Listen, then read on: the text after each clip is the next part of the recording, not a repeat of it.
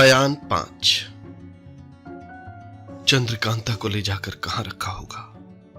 अच्छे कमरे में या अंधेरी कोठरी में? उसको खाने को क्या दिया होगा? और वो बेचारी सिवाय रोने के क्या करती होगी? खाने पीने की उसे कब सुध होगी? उसका मुंह दुख और भय से सूख गया होगा। उसको राजी करने के लिए तंग करते होंगे। कहीं ऐसा ना हो कि उसने तंग होकर जान दे दी। इन्हीं सब बातों को सोचते और ख्याल करते कुमार को रात भर नींद न आई। सवेरा होने ही वाला था कि महाराज शिवदत्त के लश्कर से डंके की आवाज आई। मालूम हुआ कि दुश्मनों की तरफ लड़ाई का सामान हो रहा है। कुमार भी उठ बैठे, हाथ मुंह धोए। इतने में हरकारे ने आकर खबर दी कि दुश्मन की तरफ से लड़ाई का सामान हो रहा है। कुमार ने भी कहा, हमारे यहां भी जल्दी तैयारी की जाए। हुक्म पाकर हरकारा रवाना हुआ। जब तक कुमार ने स्नान संध्या से छुट्टी पाई, तब तक दोनों तरफ की फौजें भी मैदान में जा डटी। बेलदारों ने जमीन साफ कर दी। कुमार भी अपने अरबी घोड़े पर सवार होकर मैदान में गए और देवी सिंह से कहा, शिवदत्त को कहना चाहिए कि बहुत से आदमियों का खून कराना अच्छा नहीं। जिस जिस को बहादुरी का घमंड हो, एक एक कर लड़के जल्दी मामला तय कर ले। शिवदत्त सिंह अपने को अर्जुन समझते हैं। उनके मुकाबले के लिए मैं मौजूद हूं। क्यों बेचारे गरीब सिपाहियों की जान जाए? देवी सिंह ने कहा, बहुत अच्छा, अभी इस मामले को तय कर डालता हूं। ये कहकर मैदान में गए और अपनी चादर हवा में 2-3 दफा उछाली। चादर उछालनी थी कि छठ बद्रीनाथ अय्यार महाराज शिवदत्त के लश्कर से निकल के मैदान में देवी सिंह के पास आए और बोले, जय माता की। देवी सिंह ने भी जवाब दिया, जय माता की। बद्रीनाथ ने पूछा, क्यों, क्या बात है जो मैदान में आकर अय्यारों को बुलाते हो? देवी सिंह, तुमसे एक बात कहनी है। कहो। तुम्हारी फौज में मर्द बहुत हैं कि औरत? औरत की सूरत भी दिखाई नहीं देती। देवी सिंह, तुम्हारे यहां कोई बहादुर भी है कि सब गरीब सिपाहियों की जान लेने और आप तमाशा देखने वाले ही हैं? बद्रीनाथ, हमारे यहां बहादुरों की भरमार है। देवी सिंह, तुम्हारे कहने से तो मालूम होता है कि सब खेत की मूली हैं। बद्रीनाथ, ये तो मुकाबला होने से ही मालूम होगा। देवी सिंह, तो क्यों नहीं एक एक कर लड़के हौसला निकाल लेते? ऐसा करने से मामला भी जल्दी तय हो जाएगा और बेचारे सिपाहियों की जानें भी मुफ्त में न जाएंगी। हमारे कुमार तो कहते हैं कि महाराज शिवदत्त को अपनी बहादुरी का बड़ा भरोसा है। आए, पहले हमसे ही भिड़ जाए, या वही जीत जाए या हम ही चुनारगढ़ की गद्दी के मालिक हों। बात ही बात में मामला तय हो जाए। बद्रीनाथ, अच्छा, तो इसमें हमारे महाराज भी कभी न हटेंगे। वो बड़े बहादुर हैं। तुम्हारे कुमार को तो चुटकियों में मसल डालेंगे। देवी सिंह, ये तो हम भी जानते हैं कि उनकी चुटकी बहुत साफ है। फिर आए मैदान में। इस बातचीत के बाद बद्रीनाथ लौटकर अपनी फौज में गए और जो कुछ देवी सिंह से बातचीत हुई थी जाकर महाराज शिवदत्त से कहा। सुनते ही महाराज शिवदत्त तो लाल हो गए और बोले, ये कल का लड़का मेरे साथ मुकाबला करना चाहता है। बद्रीनाथ ने कहा, फिर ये आप ही तो है, हौसला ही तो है, इसमें रंज होने की क्या बात है? मैं जहां तक समझता हूं उसका कहना ठीक है। ये सुनते ही महाराज शिवदत्त झट घोड़ा कुदाकर मैदान में आ गए और भाला उठाकर हिलाया, जिसको देख वीरेंद्र सिंह ने भी अपने घोड़े को ऐड़ मारी और मैदान में शिवदत्त के मुकाबले में पहुंचकर ललकारा। अपने मुंह अपनी तारीफ करता है और कहता है कि मैं वीर हूं। क्या बहादुर लोग भी चोटे होते हैं? जवां मर्दी से लड़कर चंद्रकांता न ली गई। लानत है ऐसी बहादुरी पर। वीरेंद्र सिंह की बात तीर की तरह महाराज शिवदत्त के गले में लगी। कुछ जवाब तो न दे सके। गुस्से में भरे हुए बड़े जोर से कुमार पर नेजा चलाया। कुमार ने अपने नेजे को ऐसा झटका दिया कि उनके हाथ से नेजा छटक कर दूर जा गिरा। यह तमाशा देख दोस्त दुश्मन दोनों तरफ से वाह वाह की आवाज आने लगी। शिवदत्त बहुत बिगड़ा और तलवार निकालकर कुमार पर दौड़ा। कुमार ने तलवार का जवाब तलवार से दिया। दोपहर तक दोनों में लड़ाई होती रही। दोपहर बाद कुमार की तलवार से शिवदत्त का घोड़ा जख्मी होकर गिर पड़ा, बल्कि खुद महाराज शिवदत्त को कई बार जख्मी हुए। घोड़े से कूदकर शिवदत्त ने कुमार के घोड़े को मारना चाहा, मगर मतलब समझ के कुमार भी झट घोड़े पर से कूद पड़े और आगे होकर एक कोड़ा इस जोर से शिवदत्त की कलाई पर मारा कि हाथ से तलवार छूटकर जमीन पर गिर पड़ी, जिसको दौड़ के देवी सिंह ने उठा लिया। महाराज शिवदत्त को मालूम हो गया कि कुमार हर तरह से जबरदस्त है। अगर थोड़ी देर और लड़ाई होगी तो हम बेशक मारे जाएंगे या पकड़े जाएंगे। यह सोचकर अपनी फौज को कुमार पर धावा बोलने का इशारा किया। बस एकदम से कुमार को उन्होंने घेर लिया। यह देख कुमार की फौज ने भी मारना शुरू किया। फतेह सिंह सेनापति और देवी सिंह कोशिश करके कुमार के पास पहुंचे और तलवार और खंजर चलाने लगे। दोनों फौजें आपस में कुद गईं और गहरी लड़ाई होने लगी। शिवदत्त के बड़े बड़े पहलवानों ने चाहा कि इसी लड़ाई में कुमार का काम तमाम कर दें, मगर कुछ न बन पड़ा। कुमार के हाथ से बहुत से दुश्मन मारे गए। शाम को उतारे का डंका बजा और लड़ाई बंद हुई। फौज ने कमर खोली। कुमार अपने खेमे में आए, मगर बहुत सुस्त हो रहे थे। फतेह सिंह सेनापति भी जख्मी हो गए थे। रात को सभी ने आराम किया। महाराज शिवदत्त ने अपने दीवान और पहलवानों से राय ली थी कि अब क्या करना चाहिए। फौज तो वीरेंद्र सिंह की हमसे बहुत कम है, मगर उनकी दिलावरी से हमारा हौसला टूट जाता है, क्योंकि हमने भी उससे लड़के बहुत जंग उठाई। हमारी तो राय यही है कि रात को कुमार के लश्कर पर धावा करें। इस राय को सभी ने पसंद किया। थोड़ी रात रहे शिवदत्त ने कुमार की फौज पर 500 सिपाहियों के साथ धावा किया। बड़ी ही गड़बड़ मची। अंधेरी रात में दोस्त और दुश्मन का फर्क करना मुश्किल हो गया। कुमार की फौज दुश्मन समझ अपने ही लोगों को मारने लगी। यह खबर वीरेंद्र सिंह को भी लगी। झट अपने खेमे से बाहर निकल आए। देवी सिंह ने बहुत से आदमियों को मेहताब जलाने के लिए बांटी। ये मेहताब तेज सिंह ने अपनी तरकीब से बनाई थी। इसके जलाते ही उजाला हो गया और दिन की तरह मालूम होने लगा। अब क्या था, कुल 500 आदमियों को मारना क्या। सुबह होते होते शिवदत्त के 500 आदमी मारे गए, मगर रोशनी होने के पहले करीब 1000 आदमी कुमार की तरफ से भी नुकसान हो चुके थे, जिसका रंज वीरेंद्र सिंह को बहुत हुआ और सुबह को लड़ाई बंद न होने दी। दोनों फौजें फिर कूद गईं। कुमार ने जल्दी से स्नान किया, संध्या पूजा करके हरबों को बदन पर सजा दुश्मन की फौज में घुस गए। लड़ाई खूब हो रही थी। किसी को तनो बदन की खबर न थी। एकाएक पूरब और उत्तर के कोने से कुछ फौजी सवार तेजी से आते हुए दिखाई दिए, जिनके आगे आगे एक सवार बहुत उम्दा पोशाक पहने अरबी घोड़े पर सवार घोड़ा चलाए आता था। उसके पीछे और भी सवार जो करीब 500 के होंगे घोड़ा फेंके चले आ रहे थे। अगले सवार की पोशाक और हरबों से मालूम होता था कि ये सभी का सरदार है। सरदार ने मुंह पर नकाब डाल रखा था। इस फौज ने पीछे से महाराज शिवदत्त की फौज पर धावा किया और खूब मारा। इधर से वीरेंद्र सिंह की फौज ने जब देखा कि दुश्मन को मारने वाला एक और आ पहुंचा है, तबीयत बढ़ गई और हौसले के साथ लड़ने लगे। दो तरफी चोट से महाराज शिवदत्त की फौज संभल न पाई और भाग चली। फिर तो कुमार की बन पड़ी। 2 कोस तक पीछा किया। आखिर फतह का डंका बजाते अपने पड़ाव पर आए, मगर हैरान थे कि ये नकाबपोश सवार कौन थे जिन्होंने बड़े वक्त पर हमारी मदद की और फिर जिधर से आए थे उधर ही चले गए।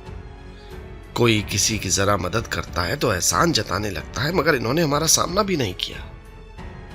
ये बड़ी बहादुरी का काम है, बहुत सोचा मगर कुछ समझ न पड़ा।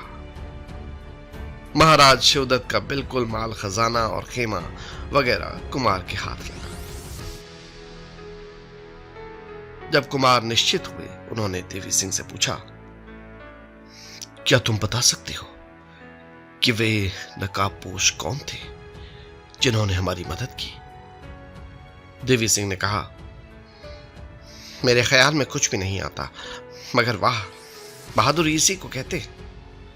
इतने में एक जासूस ने आकर खबर दी कि दुश्मन थोड़ी दूर जाकर अटक गए हैं और फिर लड़ाई की तैयारी कर रहे हैं। बयान 6। तेज सिंह, चंद्रकांता और चपला का पता लगाने के लिए कुंवर वीरेंद्र सिंह से विदा हो फौज के हाथे के बाहर आए और सोचने लगे कि अब किधर जाएं, कहां ढूंढें। दुश्मन की फौज में देखने की तो कोई जरूरत नहीं, क्योंकि वहां चंद्रकांता को कभी नहीं रखा होगा। इसलिए चुनारगढ़ चलना ठीक है। ये सोच चुनारगढ़ की तरफ रवाना हुए और दूसरे दिन सवेरे वहां पहुंचे। सूरत बदल कर इधर उधर घूमने लगे, जगह जगह पर अटकते और अपना मतलब निकालने की फिक्र करते थे, मगर कुछ फायदा न हुआ। कुमारी की कोई खबर मालूम न हुई। रात को तेज सिंह सूरत बदल के किले के अंदर घुस गए और इधर उधर ढूंढने लगे। घूमते घूमते मौका पाकर वे एक काले कपड़े से अपने बदन को ढांक कमंद फेंक महल पर चढ़ गए। इस समय आधी रात जा चुकी होगी। छत पर से तेज सिंह ने झांक कर देखा तो सन्नाटा मालूम पड़ा, मगर रोशनी खूब हो रही थी। तेज सिंह नीचे उतरे और एक दालान में खड़े होकर देखने लगे।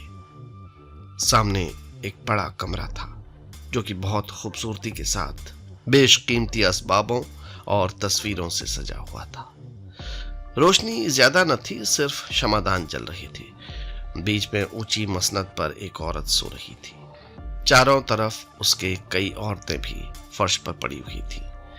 तेज सिंह आगे बढ़े और एक एक करके रोशनी बुझाने लगे, यहां तक कि सिर्फ उस कमरे में एक रोशनी रह गई और सब बुझ गई। अब तेज सिंह उस कमरे की तरफ बढ़े।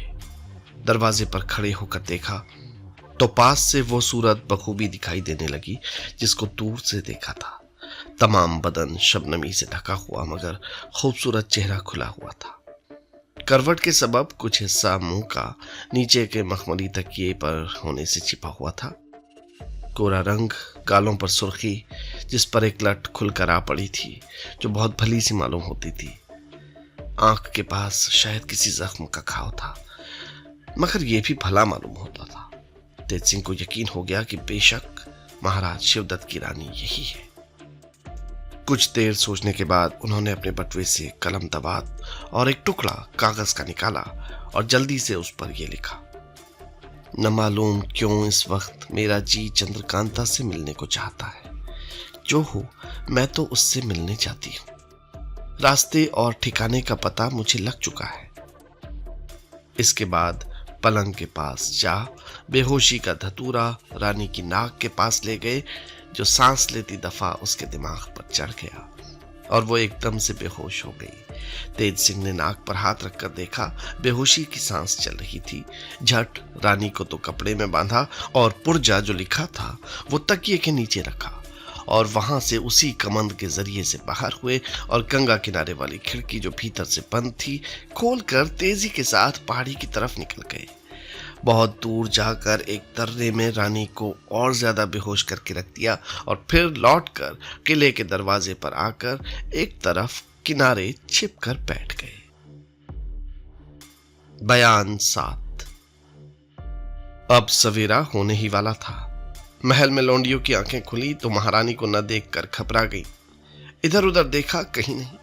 आखिर खूब गुलशोर मचा, चारों तरफ खोजें होने लगी, पर कहीं पता न लगा। ये खबर बाहर तक फैल गई। सभी को फिक्र पैदा हुई। महाराज शिवदत्त लड़ाई से भागे हुए 10-15 सवारों के साथ चुनारगढ़ पहुंचे। किले के अंदर घुसते ही मालूम हुआ कि महल में से महारानी गायब हो गई। सुनते ही जान सूख गई। दोहरी चपेट बैठी। धड़धड़ाते हुए महल में चले आए। देखा कि कोहराम मचा हुआ है। चारों तरफ से रोने की आवाजें आ रही हैं। इस वक्त महाराज शिवदत्त की अजब हालत थी। होशो हवास ठिकाने नहीं थे। लड़ाई से भागकर थोड़ी दूर पर फौज को तो छोड़ दिया था और अब अय्यारों को कुछ समझा बुझाकर आप चुनारगढ़ चले आए थे। यहाँ ये कैफियत देखी। आखिर उदास होकर महारानी के बिस्तर के पास आए और बैठकर रोने लगे। तकिए के नीचे से एक कागज का कोना निकला हुआ दिखाई पड़ा, जिसे महाराज ने खोला। देखा कुछ लिखा है। ये कागज वही था जिसे तेज सिंह ने लिख कर रख दिया था। अब तो उस पुर्जे को देखकर महाराज कई तरह की बातें सोचने लगे। एक तो महारानी का लिखा नहीं मालूम होता है, उनके अक्षर इतने साफ नहीं हैं, फिर किसने लिख कर रख दिया? अगर रानी का ही लिखा है तो उन्हें ये कैसे मालूम हुआ कि चंद्रकांता फलाने जगह छिपाई गई है? अब क्या किया जाए? कोई अय्यार भी नहीं जिसको पता लगाने के लिए भेजा जाए।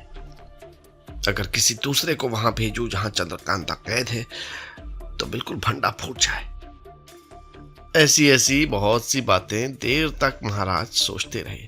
आखिर जी में यही आया कि चाहे जो हो मगर एक दफा जरूर उस जगह जाकर देखना चाहिए जहां चंद्रकांता कैद है। कोई हर्ज नहीं अगर हम अकेले में जाकर देखें, मगर दिन में नहीं, शाम हो जाए तो चलें। यह सोचकर बाहर आए और अपने दीवान खाने में भूखे प्यासे चुपचाप बैठे रहे। किसी से कुछ न कहा, मगर बिना हुक्म महाराज के बहुत से आदमी महारानी का पता लगाने जा चुके थे। शाम होने लगी। महाराज ने अपनी सवारी का घोड़ा मंगवाया और सवार हो अकेले ही किले के बाहर निकले और पूरब की तरफ रवाना हुए। अब बिल्कुल शाम बल्कि रात हो गई, मगर चांदनी रात होने के सबब साफ दिखाई देता था।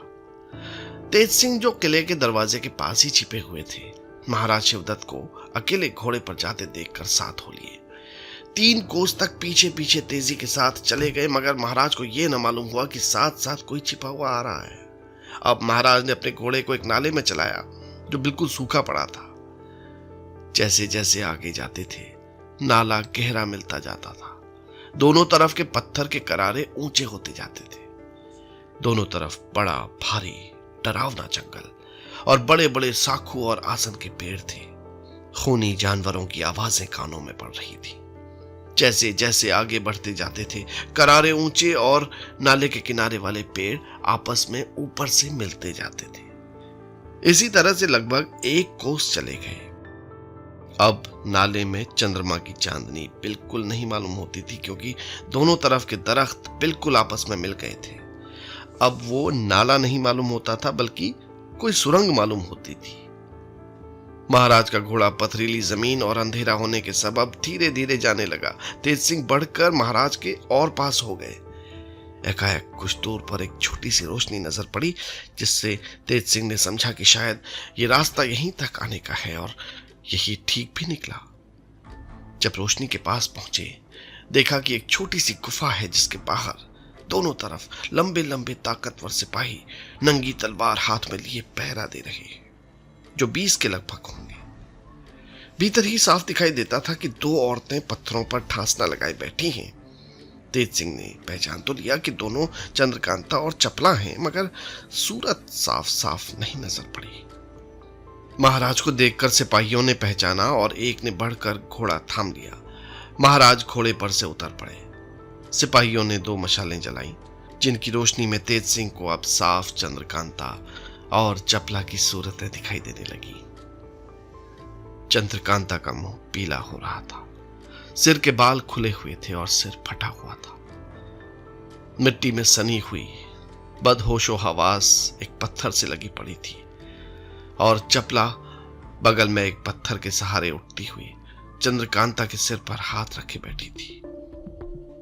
सामने खाने की चीजें रखी हुई थी, जिनके देखने से ही मालूम होता था कि किसी ने उन्हें छुआ तक नहीं। इन दोनों की सूरत से नाउमीदी बरस रही थी, जिसे देखते ही तेज सिंह की आंखों से आंसू निकल पड़े। महाराज ने आते ही इधर उधर देखा। जहां चंद्रकांता बैठी थी वहां भी चारों तरफ देखा, मगर कुछ मतलब न निकला, क्योंकि वो तो रानी को खोजने आए थे। उस पुर्जे पर जो रानी के बिस्तर पर पाया था, महाराज को बड़ी उम्मीद थी, मगर कुछ न हुआ।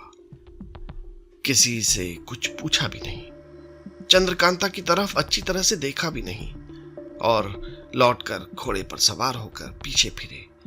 सिपाहियों को महाराज के इस तरह आकर फिर से जाने का ताज्जुब हुआ, मगर पूछता कौन, मजाल किसकी थी। तेज सिंह ने जब महाराज को फिरते देखा तो चाहा कि वहीं बगल में छिप रहे, मगर छिप न सके क्योंकि नाला तंग था और ऊपर चढ़ जाने को भी कहीं जगह न थी। लाचार होकर नाले के बाहर आना ही पड़ा।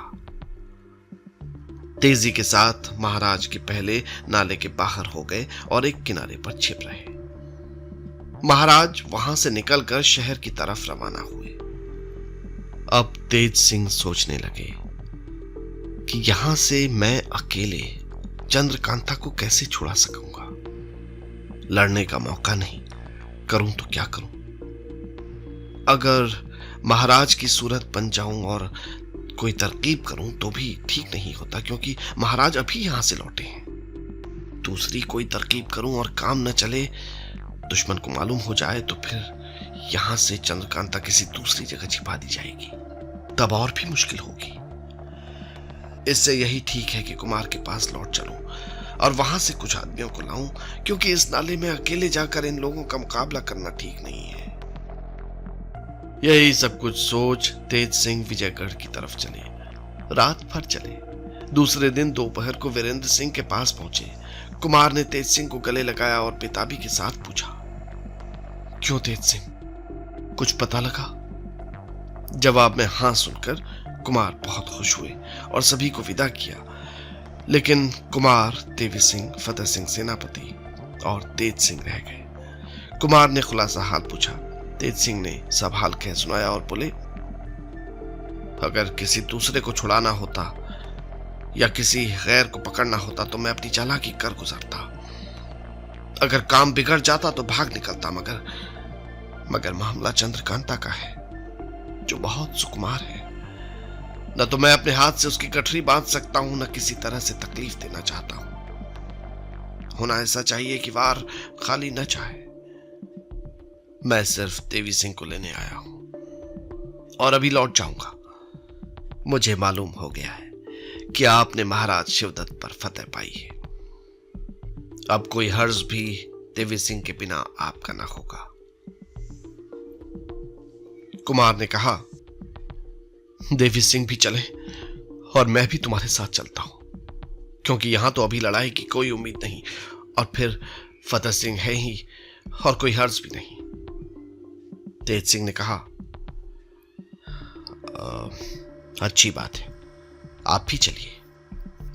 ये सुनकर कुमार उसी वक्त तैयार हो गए और फतेह सिंह को बहुत सी बातें समझा बुझाकर शाम होते होते वहां से रवाना हुए। कुमार घोड़े पर, तेज सिंह और देवी सिंह पैदल कदम बढ़ाते चले। रास्ते में कुमार ने शिवदत्त सिंह पर फतेह पाने का पूरा हाल कहा और उन सवारों का हाल भी कहा जो मुंह पर नकाब डाले हुए थे और जिन्होंने बड़े वक्त पर उनकी मदद की थी। उनका हाल सुनकर तेज सिंह भी हैरान हुए, मगर कुछ ख्याल में न आया कि वो नकाबपोश थे कौन। यही सब सोचते हुए चले जा रहे थे। रात चांदनी थी, रास्ता साफ दिखाई दे रहा था। कुछ 4 कोस के लगभग गए होंगे कि रास्ते में पंडित बद्रीनाथ अकेले दिखाई पड़े और उन्होंने भी कुमार को देखकर पास आकर सलाम किया। कुमार ने सलाम का जवाब हंस कर दिया। देवी सिंह ने कहा,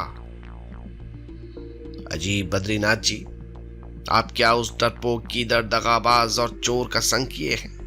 हमारे दरबार में आइए, देखिए हमारा सरदार क्या शेरदिल और इंसाफ पसंद है।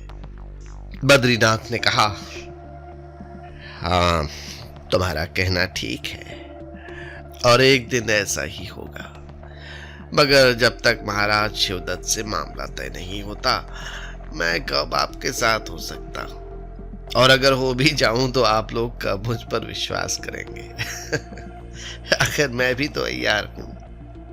इतना कहकर और कुमार को सलाम कर जल्दी दूसरा रास्ता पकड़ एक घने जंगल में जा नजर से गायब हो गए। तेज सिंह ने कुमार से कहा, रास्ते में बद्रीनाथ का मिलना ठीक न हुआ। वो अब जरूर इस बात की खोज में होगा कि हम लोग कहां जाते हैं। देवी सिंह ने कहा, हाँ, इसमें कोई शक नहीं कि यह शगुन खराब हुआ। ये सुनकर कुमार का कलेजा धड़कने लगा। बोले, फिर अब क्या किया जाए? तेज सिंह ने कहा, इस वक्त और कोई तरकीब तो हो नहीं सकती। हाँ, एक बात है कि हम लोग जंगल का रास्ता छोड़ मैदान मैदान चले। ऐसा करने से पीछे का आदमी आता मालूम होगा। कुमार ने कहा, अच्छा तुम आगे चलो। अब वे तीनों जंगल छोड़ मैदान में हो लिए। पीछे फिर फिर के देखते जाते थे, मगर कोई आता मालूम न पड़ा। रात भर बेखटके चलते गए। जब दिन निकला, एक नाले के किनारे तीनों आदमियों ने बैठ जरूरी कामों से छुट्टी पा स्नान संध्या पूजा किया और फिर रवाना हुए। पहर दिन चढ़ते चढ़ते एक बड़े जंगल में ये लोग पहुंचे, जहां से वो नाला जिसमें चंद्रकांता और चपला थी 2 कोस बाकी था। तेज सिंह ने कहा, दिन इसी जंगल में बिताना चाहिए। शाम हो जाए तो वहां चलें, क्योंकि काम रात में ही ठीक होगा। ये कहकर एक बहुत बड़े सलाई के पेड़ तले डेरा जमाया। कुमार के वास्ते जीन पोश बिछा दिया, घोड़े को खोल गले में लंबी रस्सी डालकर पेड़ से बांधा और चरने के लिए छोड़ दिया। दिन भर बातचीत और तरकीब सोचने में गुजर गया। सूरज अस्त होने पर ये लोग वहां से रवाना हुए। थोड़ी देर में उस नाले के पास जा पहुंचे। पहले दूर ही खड़े होकर चारों तरफ निगाह दौड़ाकर देखा। जब किसी की आहट न मिली तो नाले में घुसे। कुमार इस नाले को देखकर बहुत हैरान हुए। बोले, अजब भयानक नाला है। धीरे धीरे आगे बढ़े। जब नाले के आखिर में पहुंचे, जहां पहले दिन तेज सिंह ने चिराग जलते देखा था, तो वहां अंधेरा पाया। तेज सिंह का माथा ठनका कि ये क्या मामला है। आखिर उस कोठरी के दरवाजे पर पहुंचे जिसमें कुमारी और चपला थी। देखा कि कई आदमी जमीन पर पड़े। अब तो तेज सिंह ने अपने बटुए में से सामान निकालकर रोशनी की, जिससे साफ मालूम हुआ कि जितने पहरे वाले पहले दिन देखे थे सब जख्मी होकर मरे पड़े। अंदर घुसे, कुमारी और चपला का पता नहीं। हाँ, दोनों के गहने सब टूटे फूटे पड़े थे और चारों तरफ खून जमा हुआ था। कुमार से रहा न गया। एकदम हाय करके गिर पड़े और आंसू बहाने लगे। तेज सिंह समझाने लगे कि आप इतने बेताब क्यों हो गए? जिस ईश्वर ने यहां तक हमें पहुंचाया, फिर उसी जगह पहुंचाएगा जहां कुमारी है। कुमार ने कहा, भाई अब मैं चंद्रकांता से मिलने से ना उम्मीद हो गया। जरूर वो परलोक को गई। तेज सिंह ने कहा, कभी नहीं। अगर ऐसा होता तो इन्हीं लोगों में वो भी पड़ी होती। देवी सिंह बोले, कहीं बद्रीनाथ की चालाकी तो नहीं भाई? उन्होंने जवाब दिया, ये बात भी जी में नहीं बैठती। भला अगर हम समझ भी लें कि बद्रीनाथ की चालाकी हुई, तो इन प्यादों को मारने वाला कौन था? अजब मामला है, कुछ समझ में नहीं आता। खैर, कोई हर्ज नहीं, वो भी मालूम हो जाएगा। अब जल्दी यहां से चलना चाहिए। कुंवर वीरेंद्र सिंह की इस वक्त कैसी हालत थी उसका न कहना ही ठीक है। बहुत कुछ समझा बुझाकर वहां से कुमार को उठाया और नाले के बाहर लाए। देवी सिंह ने कहा, भला वहां तो चलो जहां तुमने शिवदत्त की रानी को रखा है। तेज सिंह ने कहा, चलो। तीनों वहां गए। देखा कि महारानी कलावती भी वहां नहीं है और भी तबीयत परेशान हुई। आधी रात से ज्यादा गुजर चुकी थी। तीनों आदमी बैठे सोच रहे थे कि ये क्या मामला हो गया। एकाएक देवी सिंह बोले, गुरुजी, मुझे एक तरकीब सूझी है, जिसके करने से ये पता लग जाएगा कि मामला क्या है। आप ठहरिए, इसी जगह आराम कीजिए, मैं पता लगाता हूं। अगर बन पड़ेगा तो ठीक पता लगाने का सबूत भी लेता आऊंगा। तेज सिंह ने कहा, जाओ देवी सिंह, तुम ही कोई तारीफ का काम करो। हम दोनों इसी जंगल में रहेंगे। देवी सिंह एक देहाती पंडित की सूरत बनाकर रवाना हुए। वहां से चुनारगढ़ करीब ही था। थोड़ी देर में जा पहुंचे। दूर से देखा कि एक सिपाही टहलता हुआ पहरा दे रहा है। एक शीशी हाथ में ले उसके पास गए और एक अशर्फी दिखाकर देहाती बोली में बोले, इस अशर्फी को आप लीजिए और इस चित्र को पहचान दीजिए कि किस चीज का है। हम देहात के रहने वाले हैं। यहाँ एक गंधी गया और उसने ये इत्र दिखाकर हमसे कहा कि अगर इसको पहचान दो तो हम 5 अशर्फी तुमको दें। हम देहाती आदमी क्या जाने कि कौन चीज का इत्र है, इसलिए रातों रात यहाँ चले आए। परमेश्वर ने आपको मिला दिया है, आप राज दरबार के रहने वाले ठहरे। बहुत इत्र देखा होगा, इसको पहचान के बता दीजिए तो बस हम इसी समय लौट के गांव पहुंच जाएं। सवेरे ही जवाब देने का उस गंधी से वादा है। देवी सिंह की बात सुन और पास ही की एक दुकान के दरवाजे पर जलते हुए चिराग की रोशनी में अशर्फी को देख खुश हो वो सिपाही दिल में सोचने लगा कि अजब बेवकूफ आदमी से पाला पड़ा है। मुफ्त की अशर्फी मिलती है, ले लो, जो कुछ जी में आए बता दो, क्या कल मुझसे अशर्फी फेरने आएगा? ये सोच अशर्फी तो अपने खलीते में रख ली और कहा, ये कौन बड़ी बात है, हम बता देते हैं।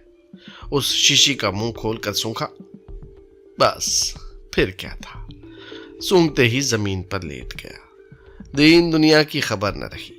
बेहोश होने पर देवी सिंह ने उस सिपाही की गठरी बांधी, तेज सिंह के पास ले आए और कहा कि ये किले का पहरा देने वाला है, पहले इससे पूछ लेना चाहिए, अगर काम न चलेगा तो फिर दूसरी तरकीब की जाएगी। ये कहकर उस सिपाही को होश में लाए। वो हैरान हो गया कि हकायक यहां कैसे आ फंसे। देवी सिंह को उसी देहाती पंडित की सूरत में सामने खड़े देखा। दूसरी ओर 2 बहादुर और दिखाई दिए। कुछ कहना ही चाहता था कि देवी सिंह ने पूछा, ये बताओ कि तुम्हारी महारानी कहाँ है, बताओ जल्दी। उस सिपाही ने हाथ पैर बंधे रहने पर भी कहा, तुम महारानी को पूछने वाले कौन हो, तुम्हें मतलब? तेज सिंह ने उठकर एक लात मारी और कहा, बताता है कि मतलब पूछता है। अब तो उसने बेहर्ज कहना शुरू कर दिया कि महारानी कई दिनों से गायब हैं, कहीं भी पता नहीं लगता, महल में गुल कपाड़ा मचा हुआ है, इससे ज्यादा कुछ नहीं जानते। तेज सिंह ने कुमार से कहा, अब पता लगाना कई रोज का काम हो गया, आप अपने लश्कर में जाइए, मैं ढूंढने की फिक्र करता हूं। कुमार ने कहा, अब मैं लश्कर में ना जाऊंगा। तेज सिंह ने कहा, कुमार, अगर आप ऐसा करेंगे तो भारी आफत होगी। शिवदत्त को यह खबर लगी तो फौरन लड़ाई शुरू कर देगा। महाराज जय सिंह यह हाल पाकर और भी घबरा जाएंगे, आपके पिता सुनते ही सूख जाएंगे। कुमार ने कहा, चाहे जो हो, जब चंद्रकांता ही नहीं है तो दुनिया में कुछ हो, मुझे क्या परवाह। तेज सिंह ने बहुत समझाया कि ऐसा न करना चाहिए, आप धीरज न छोड़िए, नहीं तो हम लोगों का भी जी टूट जाएगा, फिर कुछ न कर सकेंगे। आखिर कुमार ने कहा, अच्छा, हमको कल भर अपने साथ रहने दो, कल तक अगर पता न लगा तो हम लश्कर में चले जाएंगे और फौज लेकर चुनारगढ़ पर चढ़ जाएंगे, हम लड़ाई शुरू कर देंगे, तुम चंद्रकांता की खोज करना। तेज सिंह ने कहा, अच्छा, यही सही। ये सब बातें इस तौर पर हुई थीं कि उस सिपाही को कुछ भी मालूम नहीं हुआ जिसको देवी सिंह पकड़ लाए थे। तेज सिंह ने उस सिपाही को एक पेड़ के साथ कस के बांध दिया और देवी सिंह से कहा, अब तुम यहां कुमार के पास ठहरो, मैं जाता हूं और जो कुछ हाल है पता लगा लाता हूं। देवी सिंह ने कहा, अच्छा, चाहिए। तेज सिंह ने देवी सिंह से कई बातें पूछी और उस सिपाही का भेष बना किले की तरफ रवाना हुए।